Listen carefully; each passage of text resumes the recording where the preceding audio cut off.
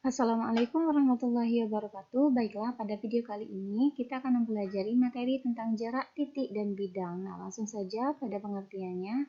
Di sini pengertian dari jarak antara titik dan bidang adalah panjang ruas garis yang ditarik dari titik yang tegak lurus terhadap bidang tersebut.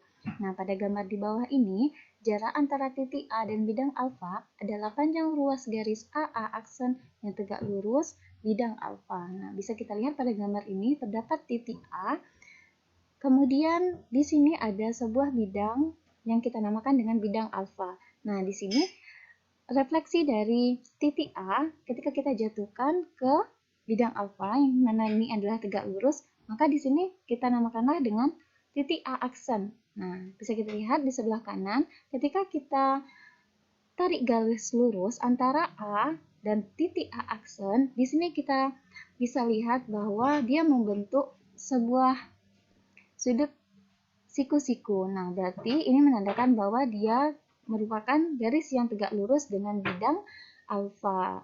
Nah, panjang ruas garis antara titik A dan titik A aksen inilah yang dikatakan jarak antara titik A dan bidang alfa. Nah, supaya lebih paham, sekarang kita langsung saja ke contoh soal.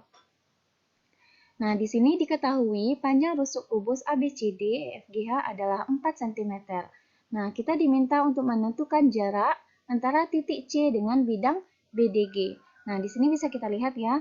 Nah, sebuah kubus ABCD EFGH yang mana di sini untuk di dalam daripada kubus ini bisa kita lihat ada sebuah bidang yang kita namakan dengan bidang BDG karena pada sudut-sudutnya dia adalah di sini ada sudut B, D, dan juga G sehingga ini adalah bidang BDG. Nah, yang merupakan sebuah segitiga. Nah, kita diminta untuk menentukan jarak antara titik C dan bidang BDG.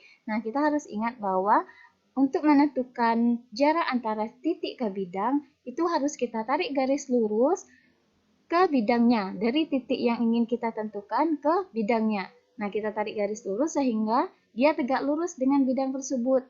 Nah, dia membentuk sudut siku-siku.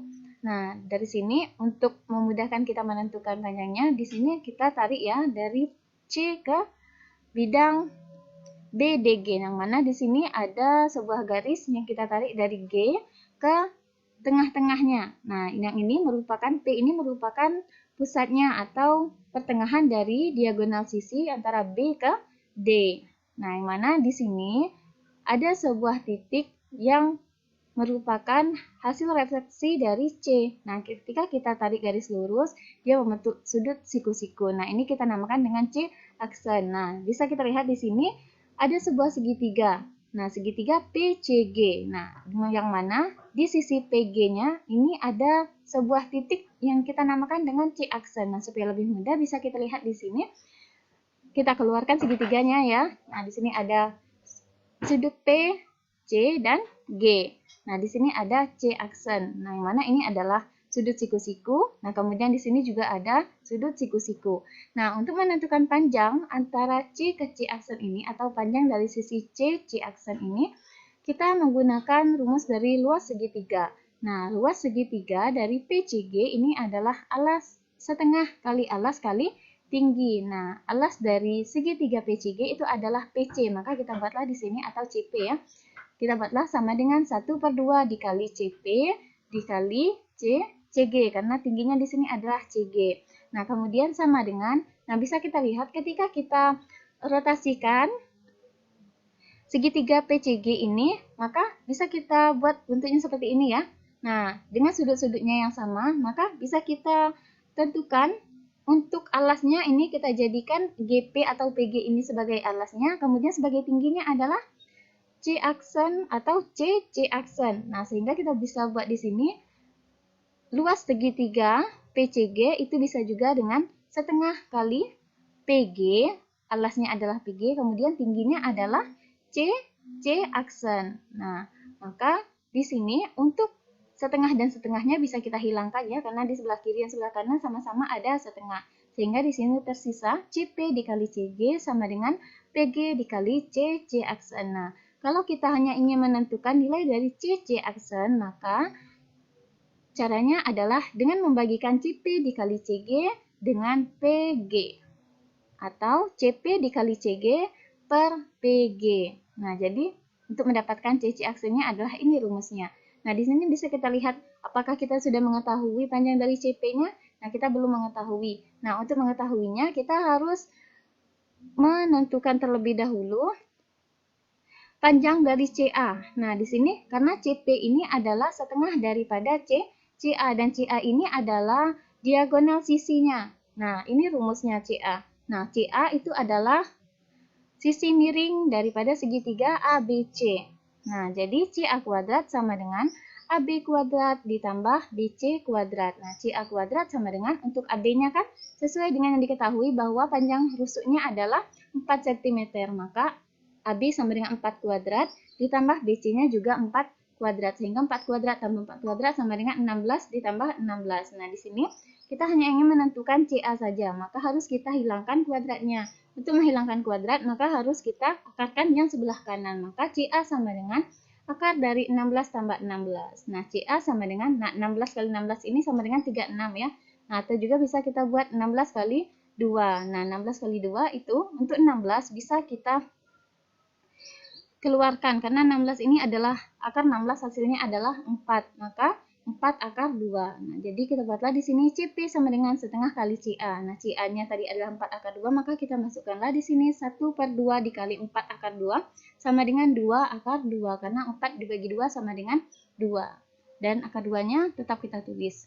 Nah, untuk CP adalah 2 akar 2 cm. Nah, kalau sudah CP kita cari, sekarang untuk CG-nya coba kita lihat dulu. CG-nya apakah kita ketahui panjang dari CG? Nah, di sini kan CG ini kan merupakan rusuk dari kubusnya. Sehingga untuk rusuk sebuah kubus itu sama panjangnya. Karena di sini adalah 4 cm, maka sudah kita ketahui bahwa panjang dari sisi CG itu adalah 4 cm. Maka tidak perlu kita cari untuk sisi dari CG. Sekarang kita lanjutkan untuk PG-nya lagi. PG tadi PG lagi ya. Sekarang kita tentukan nilai untuk PG.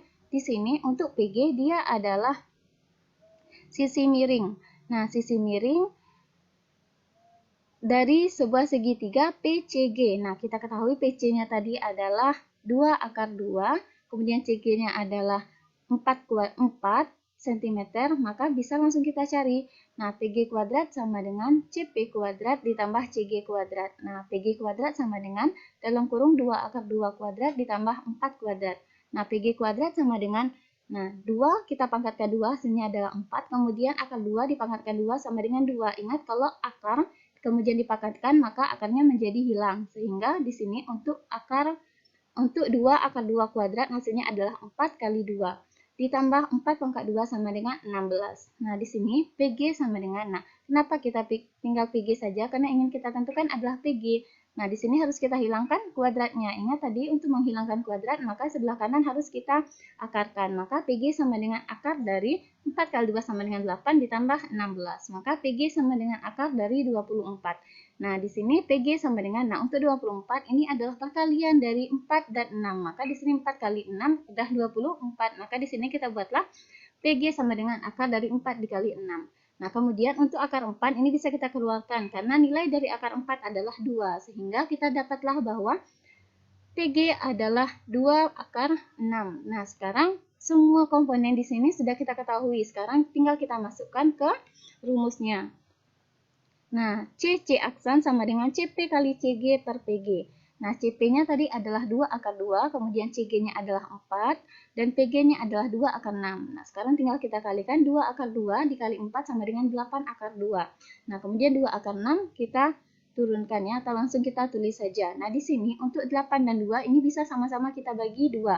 Nah, 8 dibagi 2 hasilnya adalah 4, kemudian 2 bagi 2 hasilnya adalah 1. Berarti 1 akar 6. Tidak perlu kita tulis satunya ya. Di sini tersisa tinggal akar 6 saja. Nah, di sini kalau bentuknya seperti ini, di atas ada akar dan bawahnya juga ada akar, maka harus kita rasionalkan. Nah, kita rasionalkan dengan cara mengalihkan ke pecahan ini dengan akar 6 atau bilangan yang ada di bawahnya. Berarti di sini adalah 4 akar 2 dikali akar 6 dan akar 6 dikali akar 6. Sehingga di sini 4 akar 2 kali akar 6 sama dengan 4 akar 12. Karena di sini kan 4 dikali, tidak ada kabarnya yang dikalikan, kemudian akar 2 dikali akar 6 sama dengan akar 12. Kemudian di sini akar 6 kali akar 6 sama dengan 6. Karena ingat tadi, untuk akar, kemudian dikalikan dengan akar dengan bilangan yang sama, maka akarnya menjadi hilang. Sehingga di sini 4 akar 12 per 6.